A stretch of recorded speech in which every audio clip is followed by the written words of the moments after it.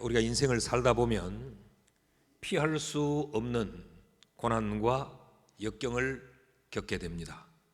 뜻하지 않는 사건과 사고들이 우리를 찾아오게 되고, 또 질병과 실직, 또 사업의 실패, 이런 것들을 우리가 마주하게 되지요.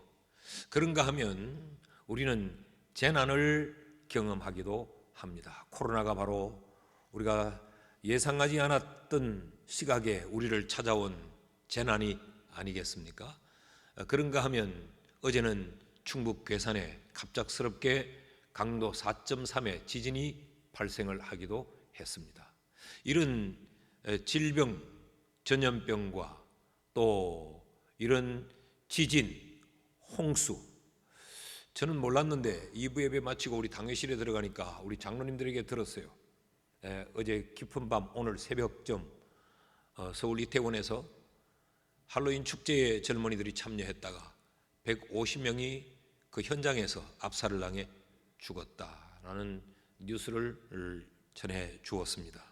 이런 일들은 우리가 예측하지 않는 시각에, 그러나 이런 일들이 찾아오면 우리는 피할 수 없이 마주하고 경험해야 되는 일들입니다. 여러분 살면서 이런 때는 없었습니까? 여러분에게는 이런 고통의 시간, 이런 재난의 때, 이런 때를 만나면 여러분은 어떻게 하십니까? 이런 상황을 만나면 우리는 어쩔 수 없이 모험을 시작합니다. 모험을 시작한다라고 하는 이 말은 결과를 예측할 수 없지만 그래도 가만히 있을 수 없어서 무언가를 감행하며 시도하는 것, 그것이 모험 아닙니까? 이럴 때에 답도 없지만 어떻게 해야 될지도 모르지만 그냥 그대로 당할 수는 없어서 우리는 결과를 알지 못하는 모험을 우리는 시도하지 않습니까? 그래서 그 모험의 시도가 잘 들어맞게 되면 그 모험으로 인하여 그 문제를 극복하게 되지만, 그렇지 못하여 실패하게 되면 우리의 인생에 좌절을 경험하게 되고, 또 우리는 엄청난 상처와 충격을 받을 뿐만 아니라 자칫 우리의 인생이 파멸에 이르기도 합니다. 우리 인생에 이런 모험이 필요할 때, 내 삶에 이런 고난과 역경을 헤쳐나가야 할 때, 그때 우리에게 필요한 것이 도대체 뭘까? 우리는 무엇을 붙잡고 고난의 때를 헤쳐나가고, 우리는 무엇을 손에 거머쥐고 이런 환난과 역경의 순간을 통과해야 하는가?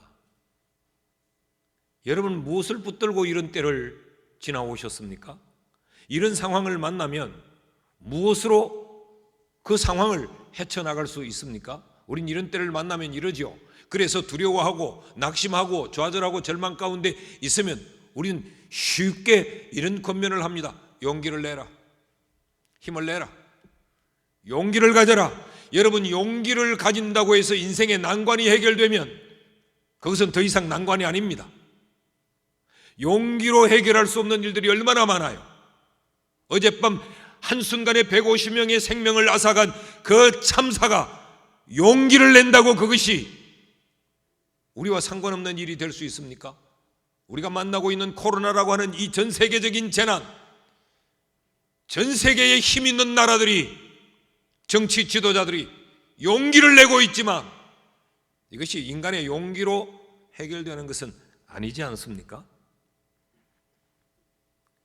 이럴 때 우리는 우리의 지난날 경험을 붙잡고 이 문제를 해결하려고 덤벼듭니다. 여러분, 그러나 가만히 냉정하게 돌아보면 우리가 살아온 지난날 우리 인생의 경험은 성공한 경험보다 실패한 경험이 더 많지 않은가요? 그래서 우리는 우리의 인생을 늘 돌아보면서 후회하고, 그래서 살아온 우리의 시간들이 늘 한숨과 힘듦으로 그렇게 고백되어지지 않았습니까? 들어는 우리가 가지고 있는 지식, 그것으로 우리는 이겨내려고 합니다. 그러나 우리의 지식은 굉장히 편협적이고 굉장히 제한적이에요. 시간이 지나면 오늘 알고 있었던 진리라고 생각했던 지식들이 내일 헛것이 되고 그릇된 것이 되는 일들이 우리에게 얼마나 많았습니까? 자, 성경은 우리에게 이런 고난, 이런 역경의 때를 어찌할 수 없어서 우리가 모험을 시작해야 될 때, 이럴 때 어떻게 하라고 성경은 말하는가? 예수님이 내리는 처방은 무엇인가? 오늘 본문에서 우리가 그 답을 얻을 수 있습니다. 오늘 우리가 함께 읽었던 이 본문의 시작은 25절에 이렇게 시작되고 있습니다. 밤사경에 일어난 사건을 여기 다루고 있어요. 밤사경은 어떤 때냐? 우리의 시간으로 계산하면 새벽 3시에서 5시, 그러니까 새벽에 미명이 밝아오기 직전, 어둠이 가장 깊고 어둠이 가장 짙을 때, 그때를 이야기합니다. 자, 이 밤사경에 어떤 일이 있었는가? 예수님의 제자들은 배를 타고 갈릴리 바다를 가로질러 바다 건너편 마을로 가려고 했습니다. 그런데 지금 이 바다를 항해하는 중에 이들은 밤사경을 맞고 있는 거죠. 제자들이 마주한 시간, 밤사경의 시간은 지척을 분간할 수 없는 어둠의 시간이었습니다. 여러분 생각해 보세요. 캄캄한 밤에 바다에 배 한 척을 띄우고 있습니다. 동서남북을 구분할 수 없는 그 시점에, 그 시각에 이들이 밤이 가져다 주는 두려움이 얼마나 컸을까요? 밤이라고 하는 그 자체로 우리에게 두려움을 안겨줍니다. 그런데 이들이 마주했던 밤사경, 그 밤은 시간이 주는 어두움의 두려움만 있었던 게 아니에요. 또 하나의 공포가 있었는데 그것은 바로 바람, 광풍이 가져온 공포였습니다. 30절 말씀을 보면 제자들이 바람을 보고 무서워 빠져가는지라 소리질러 이르되 주여 나를 구원하소서 하니, 칠흑같이 그 어두운 밤에, 지척을 분간할 수 없는 그 밤에, 그 망망한 바다에서 그 밤을 맞고 있는데 어디서 불어오는지 오는 바람의 방향도 알 수 없고 그 바람이 일어날 시간도 예측하지 않았는데 갑자기 바람이 몰아칩니다.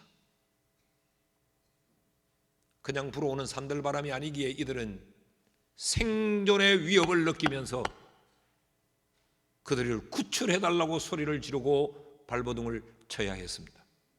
생명의 위협을 느끼는 밤이 이들이 마주하고 있는 밤사경이었습니다. 그런가 하면 이 밤은 이들의 인생을 송두리째 흔들어버리는 밤이기도 했어요. 그들의 계획이 뒤틀리고 그들이 목적하고 목표하는 것을 이루지 못하여 그들의 모든 것을 일순간에 엉망진창이 되도록 만들어버리는 고난의 밤이었습니다. 24절 말씀을 보면 배가 이미 육지에서 수울이나 떠나서 바람이 그스름으로 물결로 말미암아 고난을 당하더라. 이들이 이 육지 이편에서 배를 띄울 때는 이 바다 건너편 저곳으로 가려고 하는 목표가 있었어요. 이것이 그들의 목적이었습니다. 이것이 그들이 계획한 것이었습니다. 오늘 밤 배를 띄워 우리가 저 바다 건너편에 가서 내일 새벽에 저곳에서 새날을 맞이하자, 이게 이들의 계획이었어요. 그런데 뜻밖의 예상치 않았던 바람이 불어와 이들의 계획을 뒤흔들어 버렸습니다. 이들의 목적과 목표가 상실되어 버리고 말았습니다. 아니, 계획이 흩어진 것은 물론이요, 이들이 목적지에 도착 못하는 것은 자취하고 지금 사느냐 죽느냐, 광풍과 함께 사투를 벌이고 있습니다. 여러분, 우리에게도 이런 경험이 있지 않은가요? 살면서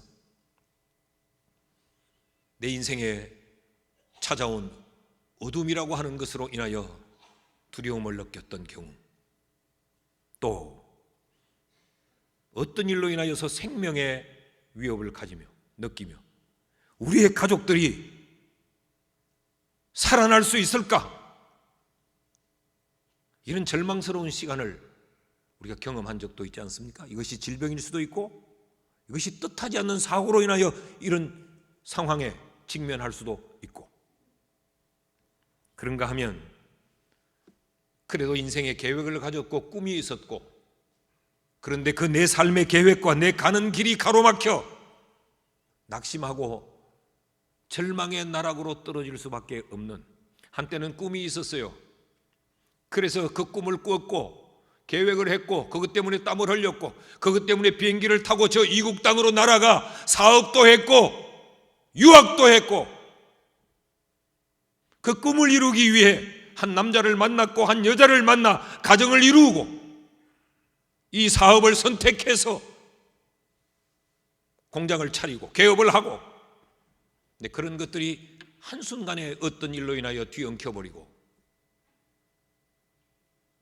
그래서 도대체 뭘 해야 될지, 어디를 가야 될지, 어떻게 살아야 될지 막막한 지경을 살아오면서 경험해 보시지 않았습니까? 아직 경험하지 않았다면 남은 시간에 경험하게 될 겁니다. 왜냐하면 그것이 인생이기 때문에 그렇습니다. 그때 여러분 어떻게 하셨고, 이럴 때 어떻게 하실 겁니까? 예수님은 이럴 때 어떤 처방을 내리셨느냐? 31절 말씀을 보면 예수님은 믿음을 말씀하셨어요. 예수께서 즉시 손을 내밀어 살려달라고 하니까 손을 내밀어 그 손을 잡으시고 그를 붙잡아 건져주셨어요. 그리고 하시는 말씀이 믿음을 언급합니다. 믿음이 적은 자여 왜 의심하느냐? 예수님께서는 그들이 그런 상황을 직면했을 때 그들을 건져 놓으시고 왜 열심히 안 했느냐라고 말하지 않았어요. 왜 너 기술이 없느냐? 항해하는 기술을 언급하지도 않았어요. 그들에게 주님은 왜 너희들의 경험을 동원하지 않았느냐라고 말씀하지 않고 예수님은 믿음을 언급했어요. 무슨 이야기입니까? 이럴 때는 믿음이 답이다는 이야기죠. 이럴 때는 인간의 열심도, 인간의 경험도, 인간이 가진 지식도, 인간이 가지고 있는 기술도 이럴 때는 작동되지 않아요. 이럴 때 필요한 것이 믿음이라는 이야기입니다. 자, 예수님께서 믿음을 언급하신 이후에 나타난 결과가 뭐냐? 32절 말씀을 보면요, 배에 함께 오름에 바람이 그치는지라. 믿음이 바람을 잠재우는 비결이라는 거죠. 사람의 열심이 아니고, 사람의 경험이 아니고, 사람의 기술이 아니고, 사람의 지식이 아니고 믿음이라야 이런 인생의 한계 앞에 이럴 때에, 인생의 이 무능함, 인간의 무능함 앞에 이럴 때에 믿음이라야 이것을 극복하고 이것을 통과하고 이것을 이겨낼 수 있다는 이야기입니다. 우리 교인들은 금요 기도회 때나 주일 저녁에 이런 찬양 많이 불렀어요. 내 힘으로 안 될 때, 빈손으로 걸을 때, 그때가 하나님의 때. 여러분 살면서 내 힘으로 안 될 때가 얼마나 많던가요? 내 속으로는 내 자식이 내 힘으로 되던가요? 여러분 내 몸에 달려있는 내 손가락이 내 마음대로 되던가요? 그러면 한 번도 손가락 다치는 일은 없지. 내 힘으로 안 되는 일들이 얼마나 많아요. 뭔가 내가 꿈꾸고 계획한 것이 있어 내 손에 그것을 거머쥐려고 발버둥을 치면서 사람이 짐승처럼 그렇게 허덕거리며 살아왔는데도 우리가 빈손으로 걸을 때가 얼마나 많아요. 그 인생의 세월은 자꾸 더해져서 육신은 점점 늙어지고 이제는 내 몸뚱아리 하나도 믿을 수 없는 지경이 되어버리고, 그렇다고 해서 내 손에 내가 그토록 얻으려고 했던 성공이라고 하는 것, 행복이라고 하는 것이 내 손에 잡혀 있느냐? 그렇지도 못하고 믿었던 사람에게 배신을 당하고 상처만 받고 이럴 때는 하나님의 때입니다. 하나님의 때라는 말은 이럴 때는 믿음이 필요한 때라는 말이죠. 이것이 믿음이 필요한 이유예요. 왜 믿음이 우리에게 필요하냐? 내 힘으로 안 될 때가 있기 때문에. 왜 믿음이 필요하냐? 내 인생이 빈손일 때가 있기 때문에. 인간의 한계와 인간의 무능함 때문에 믿음이 필요하다는 이야기죠. 그럼 믿음이 뭐냐 도대체? 무엇이 믿음이냐? 무엇을 믿는 것이 믿음이고 어떻게 믿는 것이 믿음인가? 우리 믿음이라는 단어에 굉장히 익숙하지요. 믿어줘라, 믿어줘라. 성경이 말하는 믿음은 내 마음에 상대방을 향한 배려가 아니에요. 한번 믿어주자, 이런 식의 값싼 믿음을 말하고 있지 않습니다. 성경이 말하는 믿음이란 뭐냐? 그것은 첫째로 예수님의 말씀을 믿는 것을 성경은 믿음이라고 말합니다.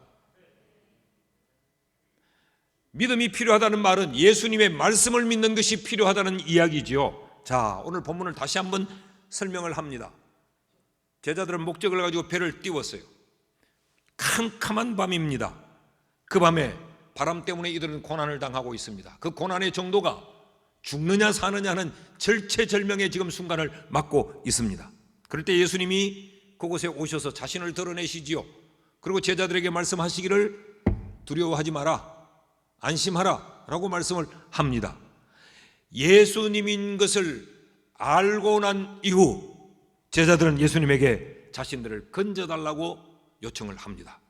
그때 예수님이 어떤 반응을 보이시는가? 29절 말씀을 보면요, 오라 하시니, 살려달라고.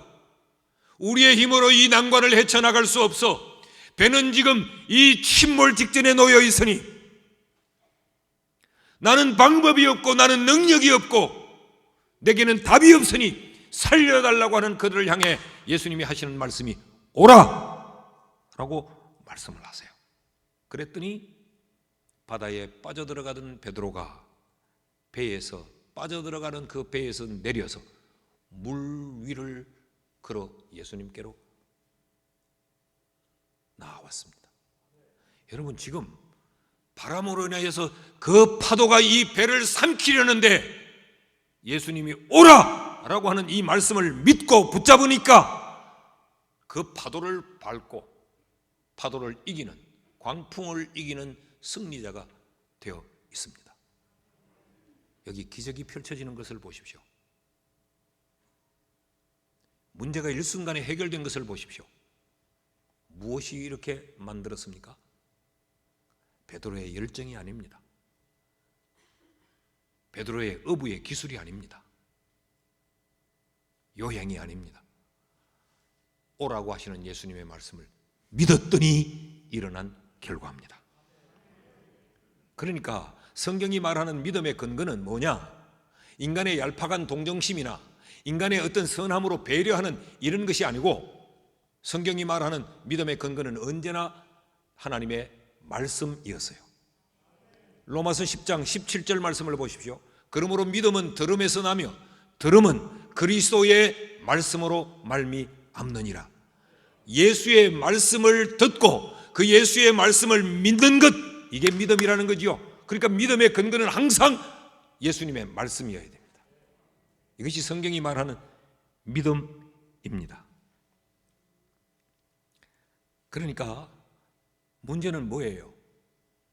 우리를 둘러싸고 있는 환경이 문제가 아닙니다. 일어나고 있는 풍랑이 문제가 아니에요.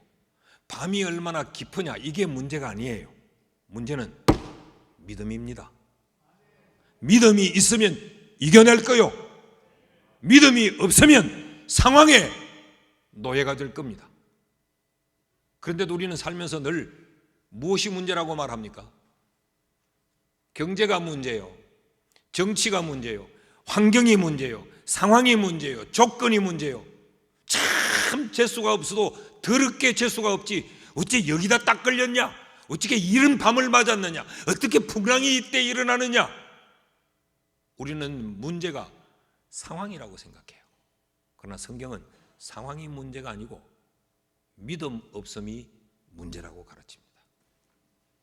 성경에 히브리스라는 성경에 그 특별히 히브리스 가운데 11장에 보면 믿음의 거장들, 한 세대를 믿음으로 살아갔던 믿음의 영웅들이 쭉 나열되어 있습니다. 그런데 역사를 살아갔던 역사 속 그 믿음의 거장들의 공통점이 뭐냐? By faith, 믿음으로라는 겁니다. 믿음으로 모세는, 믿음으로 노아는, 믿음으로 아브라함은, 그들도 우리와 똑같은 이 세상을 살아가면서 세상에 무릎 꿇지 않고 세상에 낙심하고 절망하지 않고 그 세상을 이기는 자들로 살아갔던 그 비결이 뭐냐? 믿음이었다는 거예요. 그들의 믿음이 뭐였느냐? 하나님의 말씀을 믿는 믿음이었어요. 사랑하는 여러분, 우리를 거듭나게 하는 하나님의 말씀은 우리가 처한 고난 속에서도 그 고난을 이겨낼 수 있는 능력이 됩니다. 성경 요한복음에 보면, 우리가 주일날 요한복음을 쭉 공부해 오다가 지금 한 2주 멈추어 있죠. 그 요한복음에 보면 예수님의 기적, 예수님의 표적 사건이 7개의 기적 사건을 간추려서 기록을 해뒀어요. 그 첫 번째 표적, 가나 혼인 잔치집에서 물을 포도주로 만들어 준 사건이죠. 여러분, 물은 절대로 물 자체만으로는 포도주가 될 수 없습니다. 그런데 예수님은 맹물을 포도주로 바꾸어 주시죠. 이것은 본질을 바꾸는 변화의 능력이에요. 절대로 인간의 머리, 인간의 기술, 인간의 열심으로는 질은 바꿀 수 없습니다. 절대로 여러분, 원숭이가 시간이 가서 진화되어서 사람이 될 수가 없어요. 짐승은 짐승에서 변화를 이룰 수는 있어요. 사람은 사람에게서 변화를 이루어갈 수는 있어요. 종을 뛰어넘는 진화는 불가능합니다. 아무리 세월이 가도 코끼리가 원숭이가 될 수는 없습니다.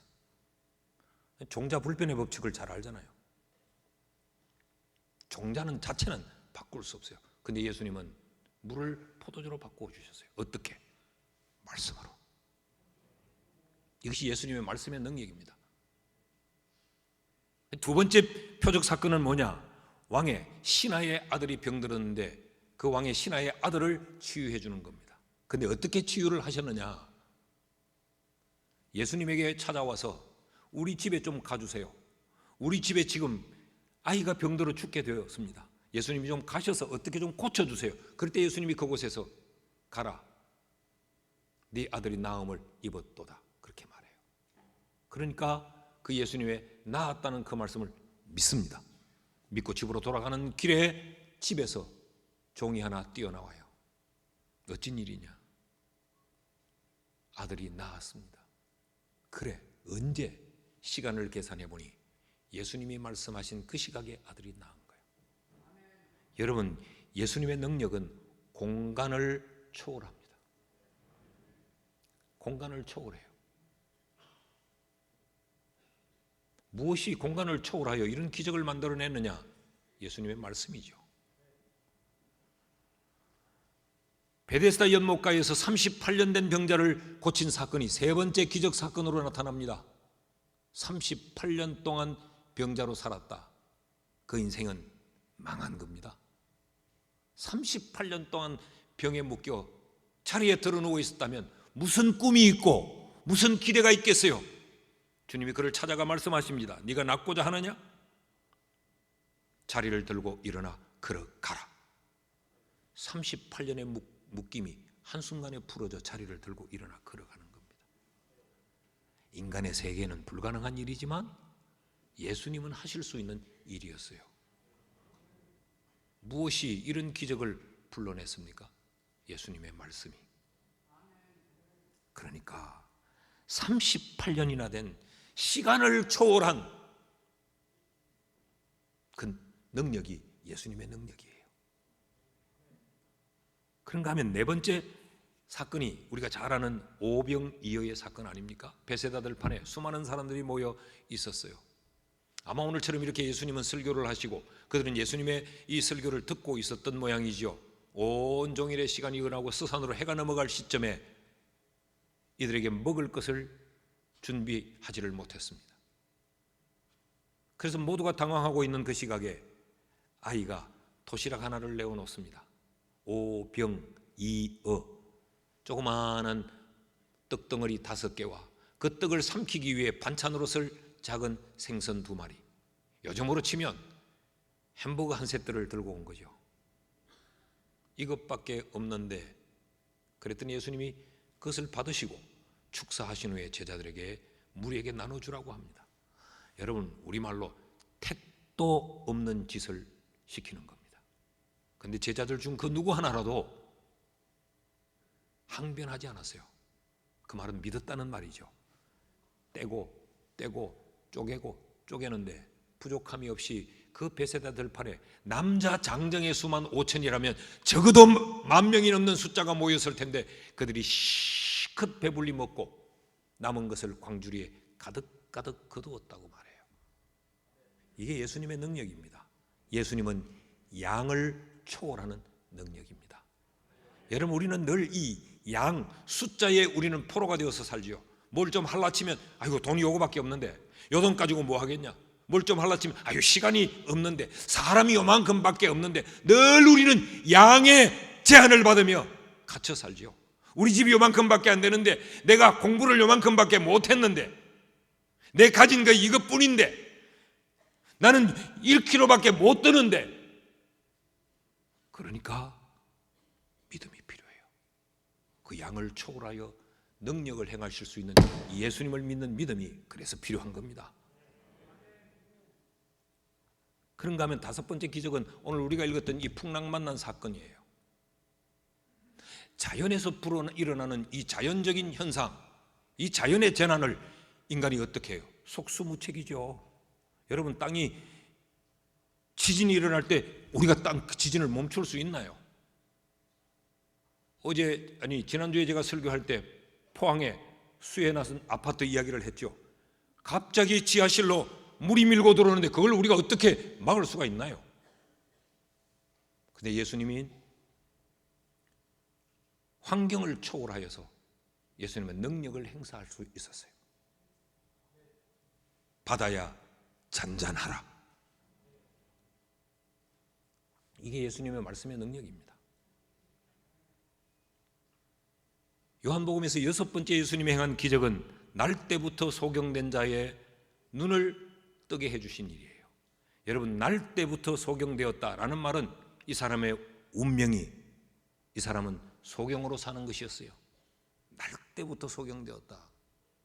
팔자가 소경이었다, 그런 이야기입니다. 근데 예수님께서 그에게 실로암에 가서 눈을 씻으라. 한번 상상해봐요. 앞을 보지 못하는데 어디가 실로암인지 어디를 가야 되는지 이것조차도 남의 도움을 받아야 될 인생 아닙니까? 그러니까 철저히 기구한 운명이에요.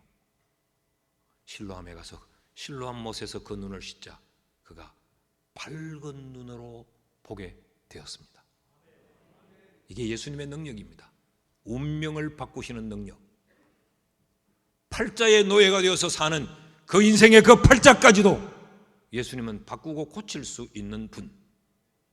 무엇이? 예수님의 말씀이면, 그 예수님의 말씀을 믿으면. 요한복음의 7번째 기적은 죽은 나사로가 다시 살아나는 것이죠. 부활의 능력입니다. 죽음을 이기는 부활의 능력.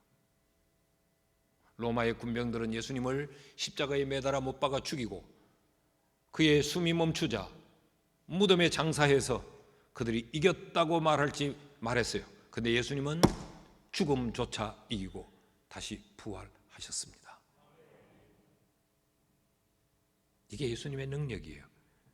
이것이 예수님의 말씀이 가진 권세였습니다.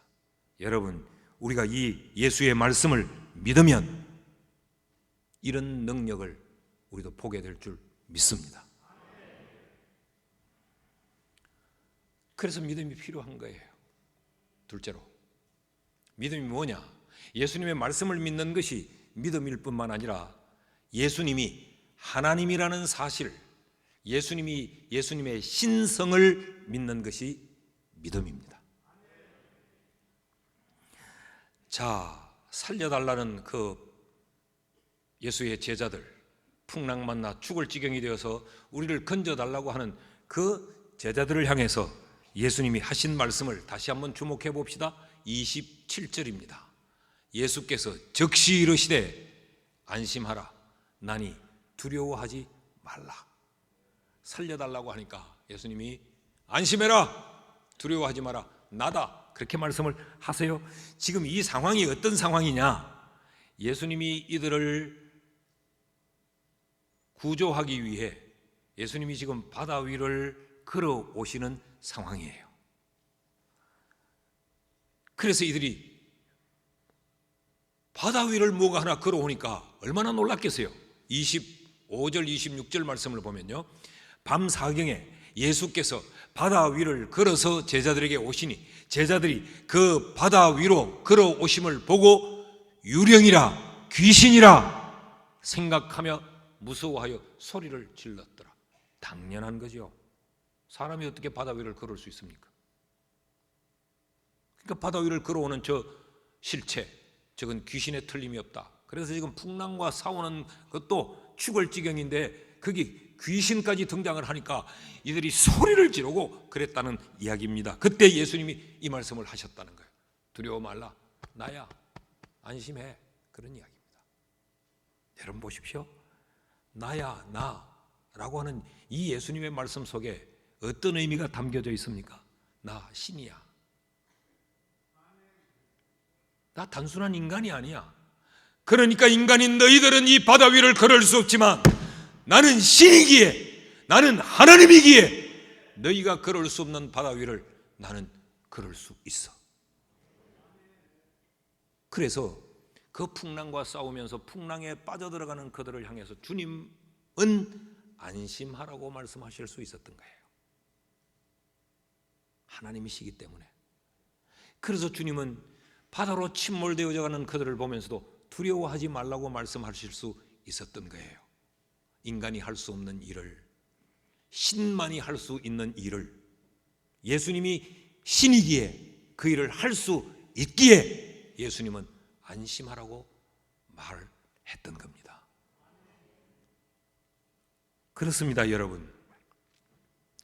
예수님은 신이시기에, 하나님이시기에 신적인 활동, 하나님이 하실 수 있는 일을 행하실 수 있어요.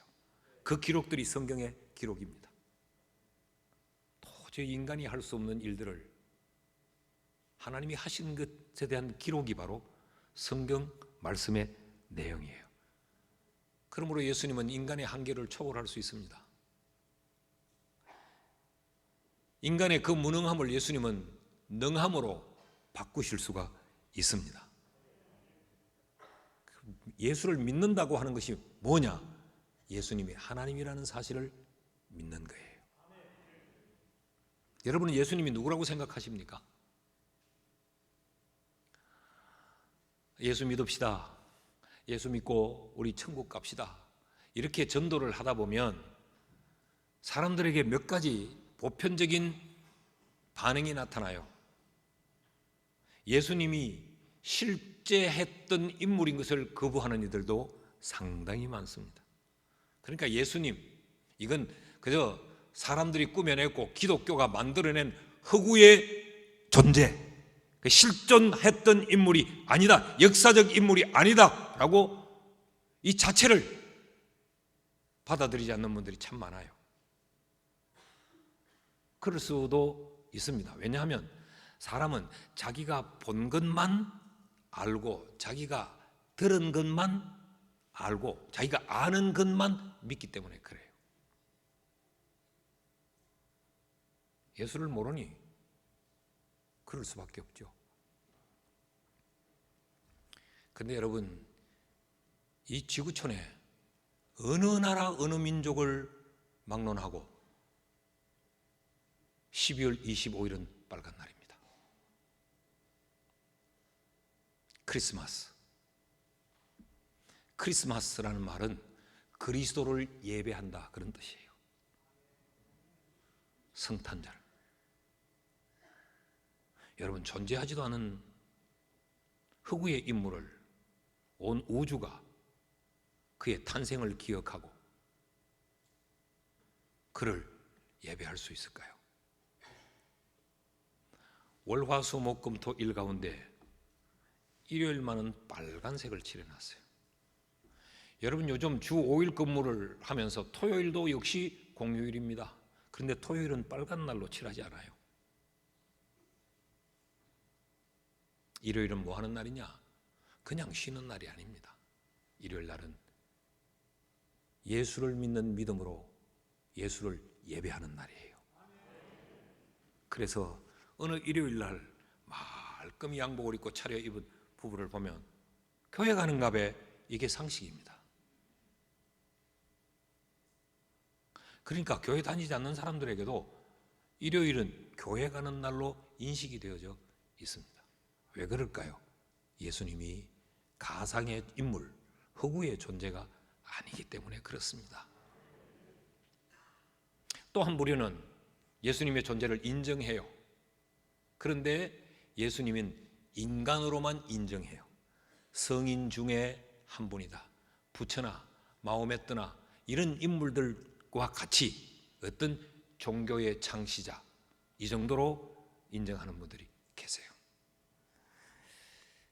그러나 여러분, 예수님은요, 단순히 성인 중에 한 사람이 아니에요. 그렇다면 예수님은 영혼의 문제를 해결할 수 없죠. 자연을 다스릴 수가 없어요. 바다 위를 걸을 수가 없어요. 신만이 가능한 일을 예수님이 할 수 있고, 오늘 수많은 교회, 수많은 성도들이 신만이 할 수 있는, 하나님만이 할 수 있는 이런 일들을 믿음으로 경험하고 체험하는 것을 보면 예수는 단순히 인간이 아니요, 예수님은 하나님이세요. 그래서 예수님께서 말씀하시기를 내가 길이요, 내가 진리요, 내가 생명이요, 자신을 그렇게 말씀하고 있는 거예요. 나로 말미암지 않고는 천국에 갈 자가 없다라고 말씀해요. 그래서 어떤 분들은 또 기독교는 너무 독선적이다, 다 어떻게 자기들만 믿어야 된다고 말하고 예수님만 믿어야 구원 얻는다고 말하고, 왜 너무 독선적이고 그렇다. 여러분, 진리는 독선입니다. 동쪽에서 해가 떠서 서쪽으로 진다는 게 이게 너무 고집스럽다. 꼭 그렇게만 말할 게 뭐 있냐? 동쪽에서 떠서 서쪽에 지지만 어떤 데는 서쪽에서 동쪽으로 질 때도 있다. 이렇게 좀 말해줘야 좀 여유롭고 좀 이해심이 많고 함께 하는 거지.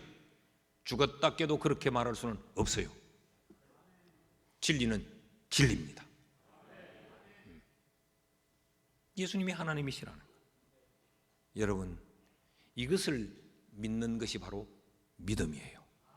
이 믿음이 있을 때 신이신 예수님의 도움을 얻을 수 있고, 이것을 우리가 믿어야 하나님이신 예수님으로 말미암아 우리의 삶에 덕을 보게 되는 것입니다.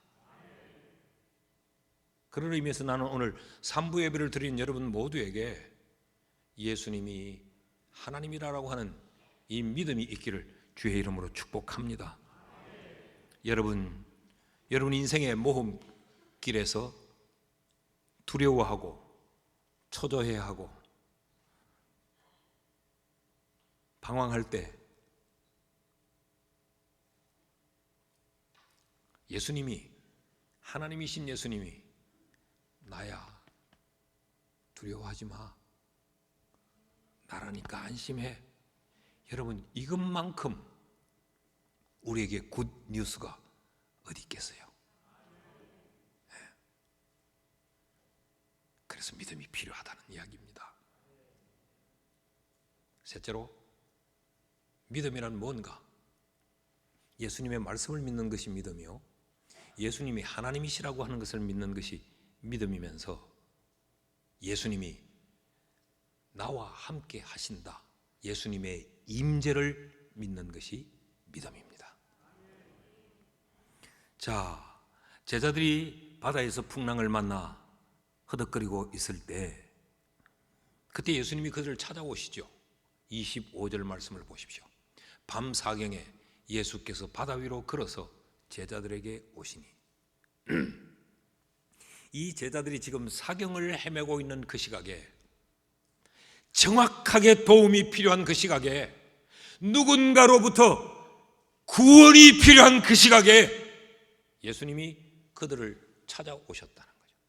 이것은 무엇이 전제되어 있는가 하면, 예수님이 바다 건너편에서 제자들을 보내놓고 예수님은 I don't know, 나는 아무런 상관이 없어, 그러시지 않고 그들을 주목하여 보고 계셨다는 이야기입니다. 그들이 가는 길을 주님이 보셨던 거죠. 그러다가 바닷바람이 일어납니다. 주님이 더 주목해서 보셨겠죠. 제자들이 풍랑과 싸우는데 이들의 힘으로 해결할 수 없는 그 상황이, 주님이 바다를 가로질러 그들을 찾아오셨다는 거예요. 그런데 제자들은 이 사실을 몰랐던 거죠. 그러니까 귀신인 줄 안 거죠. 그래서 소리를 지르고 더 두려워했던 거죠.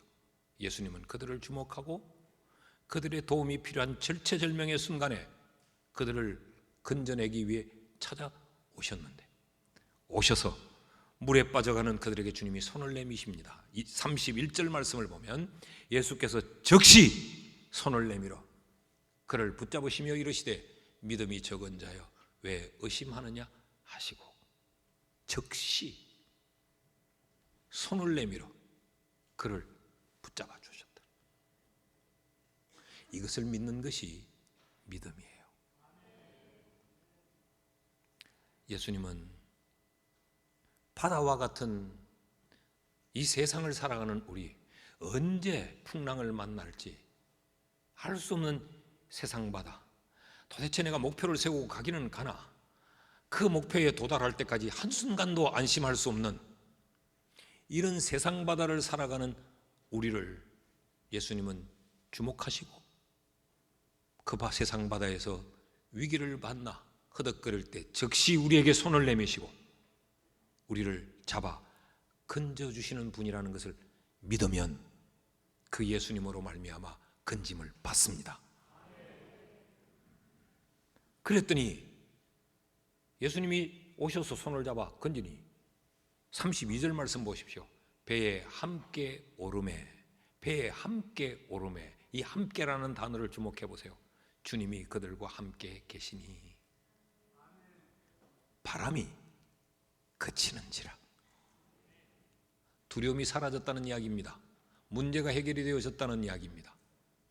생명의 위협을 느꼈던 그 상황이 해소되었다는 거죠. 그래서 주님이 나와 함께 하시는 것을 믿는 이 믿음이 필요한 거예요. 여러분, 믿음이란 예수님이 나와 함께 하는다는 것을 믿는 것, 그 예수님이 내가 위경에 처할 때에 손을 내밀어 내 손을 잡아주신다는 것을 믿는 것, 내가 생존의 위협을 느껴 내 인생이 절망의 나락으로 떨어질 때 그때 나를 붙잡고 건져주시는 분, 이것을 믿는 것이 믿음입니다. 이 내용이 기록되어져 있는 이 마태복음의 마지막 장이 28장이에요. 그 마태복음 마지막 장 28장의 마지막 절이 20절인데 그 28장 20절 하반절에 이렇게 약속하고 있어요. 내가 세상 끝날까지 너희와 항상 함께 있으리라 하시니라. 이것이 하나님의 약속입니다. 나를 믿는 자, 나를 신뢰하는 자, 나는 그들과 세상 끝날까지 함께 할 거야. 이게 하나님의 약속이요, 이것을 믿는 것이 믿음이라는 거죠.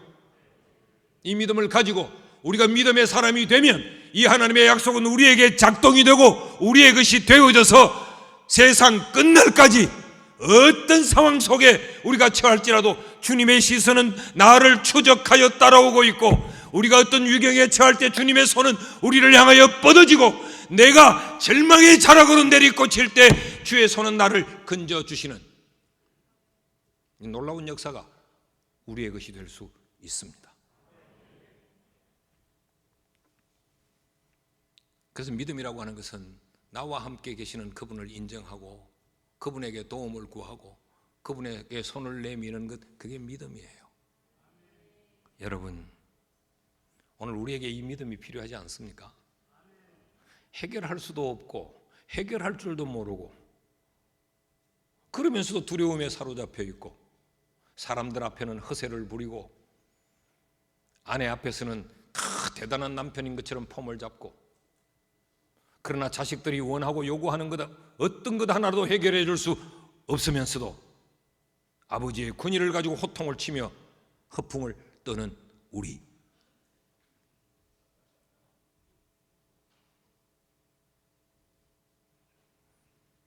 하나님의 도움이 우리에게 필요한데 그 믿음을 갖지 않는 것, 그것만큼 어리석은 게 어디 있어요? 여러분, 세상은 허세로 사는 게 아닙니다. 허풍은 어디까지나 가짜 바람일 뿐입니다. 그래요. 아내 앞에서는 그래도 조금 허세를 한번 떨어봅시다. 자식들 앞에는 아버지가 대단한 아버지인 것처럼 거짓말도 하고 포장도 해봅시다. 그래, 거기서 멈추면 안 돼요. 믿음을 가지고 예수의 손을 붙들어야 그 허세와 허풍이 뒤집어져서 우리에게 부끄러움이 되지 않습니다.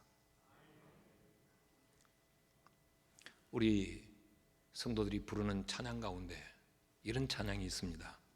Precious Lord, take my hand, lead me home.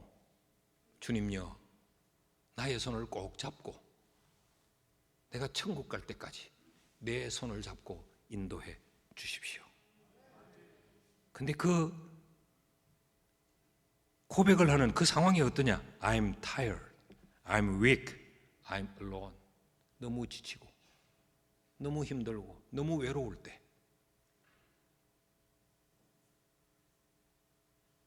그때 주님여 이 손을 꼭 잡고 가소서 약하고 피곤한 이 몸을 폭풍우 흑암 속 해치사 빛으로 주님여 날 도와 주소서. 이게 믿음이라는 거죠. 말씀을 맺습니다. 힘들고 어려운 우리의 인생길에 우리가 예수를 바라보고 이 예수를 의지하고 이 예수께 도움을 구하는 믿음의 삶을 사는 것만큼 지혜로운 것은 없습니다. 왜 이렇게 이 땅에 교회가 이렇게 많을까요? 왜 일요일 하루 그렇게 직장 생활에 사업하느라 미친 듯 뛰어다니며 피곤한데 이 일요일 하루 푹 쉬면 좋을 텐데 왜 예수쟁이들은 교회로 교회마다 예수 믿는 사람들이 꽉꽉 들어차 있을까요? 이 공간에 한 분의 예배로 다 수용하지 못해서 1부, 2부, 3부, 4부 왜 이럴까요? 믿음이 필요하기 때문에 그런 겁니다. 오늘 이 예배가 여러분이 예수를 믿는 결단의 예배가 되기를 소망합니다. 그래서 여러분의 인생이 바뀌는 인생의 전환점이 될 수 있기를 주의 이름으로 축복합니다.